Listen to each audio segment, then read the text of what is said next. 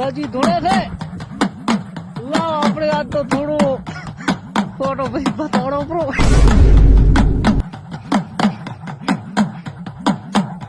જમ છો ભુવાજી આવો પાય લાગો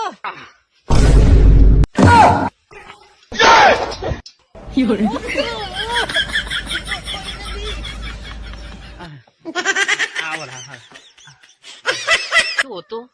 એ બા ભુવાજી એમ કેતો હતો કે મારે થોડો દોઢ ભાળવો તો એમાં તમારે દોઢ ભાળવાની કોઈ જરૂર જ નથી, તમે ખુદ દોઢ જ છો.